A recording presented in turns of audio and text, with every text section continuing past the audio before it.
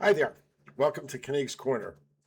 Once again, we used to be the Pesky Fall Show, but technical glitches did that in. So we're back now as Knieg's Corner, and I hope and I'm glad that those of you that have already come back have started joining us. Today, I'm going to talk about a subject that we've all heard about since we were very young, and that is what a tough Boston media market it is for the athletes. A lot of guys don't want to play in Boston because of it. That and the fans are rough too, because we take it like it's life and death. It isn't, but we do take it that way. But today, I want to talk about one group of the media, and we're going to start off with something that Michael Holley of the show Felger and Holley, Boston Sports Tonight, uh, took a shot at Roman Anthony the other night. Went on about him, how he was so disappointed in what Anthony has done so far. Anthony's 21 years old. Last year he came up and set the world afire, really, until he got hurt, and it really hurt the Red Sox when he was out. And he was certainly a star in the WBC for the American team. But this is so typical of Holley, and that group over at Boston Sports Tonight, and during the day, the show Maserati or Felger and Maserati. We're going to get to that.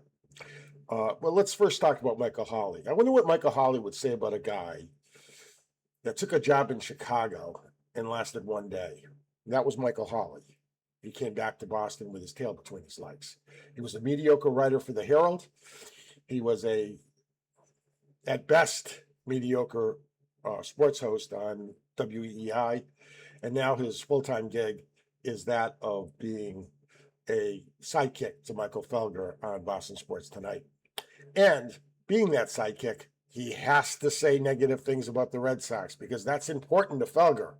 Now, Felger hosts a radio show on 98.6, I think it is, and they have the Bruins, they have the Celtics, they have the Patriots, but they don't have the Red Sox. And that doesn't sit well with Michael Felger, so he takes every shot he can at the Red Sox. Now, I did a show the other day about the dysfunction of the Red Sox, but I don't have an agenda that's aimed at just because the Red Sox aren't doing something for me other than winning. Felger does. And he never seems to let it go. I'll give you an example. On their show a couple nights ago, one of the main topics at the beginning of the show was Red Sox cheating. Well, that's a serious allegation to accuse a team of cheating. We know that from the Patriots.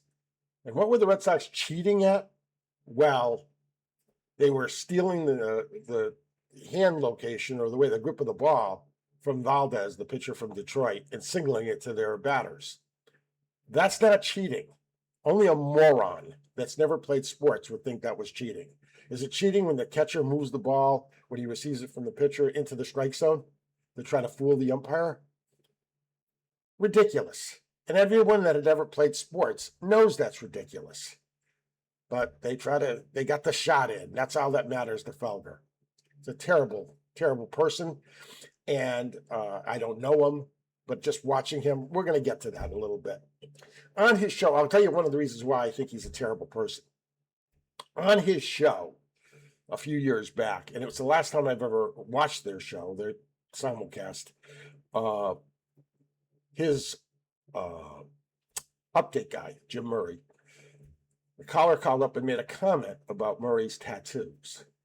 And Murray took offense to that. Now, that's okay if he's sensitive about that. Maybe he can take offense to it. But then he said something to the caller that I couldn't believe. He said, "You got kids?" The guy said, "Yeah." He goes, "I hope you outlive them." Now, to me, that's the worst single thing you can say to another human being. Because this guy commented on your tattoos, you want him to have more pain of seeing his children die before him. Totally not the natural order of things. Because of that, and even worse, Felger and Maserati, who the show's named after, just sat there, didn't say a word. Now, here's what should have happened.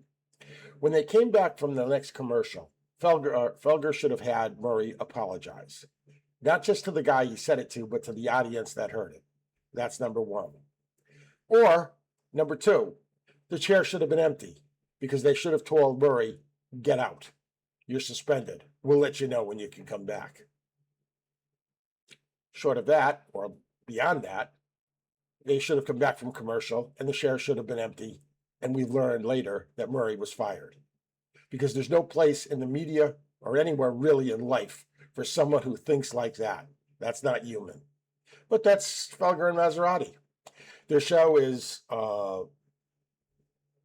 just, one thing where they can rough somebody up, especially the athletes that aren't there to defend themselves. And of course, neither one of them go to a locker room after because they'd be terrified to do that, both of them. Let me ask you a question.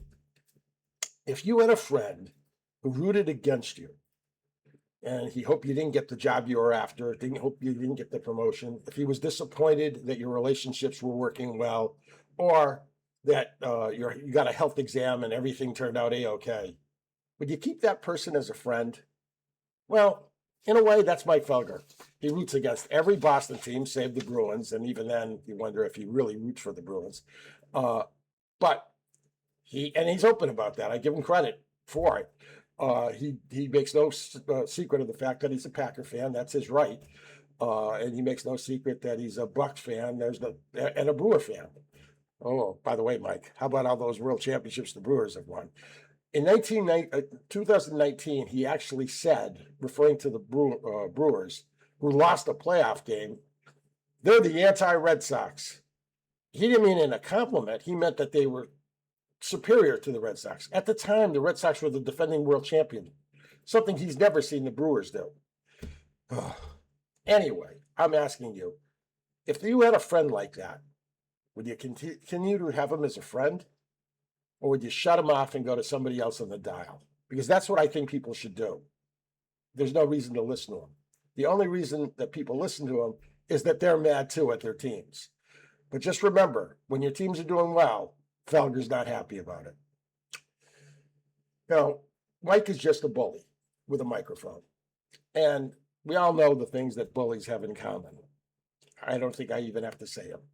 So, my advice to people is turn the other dial, read a book, listen to music. There's no reason to listen to those guys. Once again, I'm Jerry. This is the Knigs Corner. We're glad to have you. If you like, leave a comment. If you disagree with me, leave a comment. I like that. I'm not sensitive like those guys. So I'll be with you again tomorrow. We'll talk about the Red Sox and probably their next loss to the Phillies, seeing that they can't hit at all. But that's the show for today. Thanks now.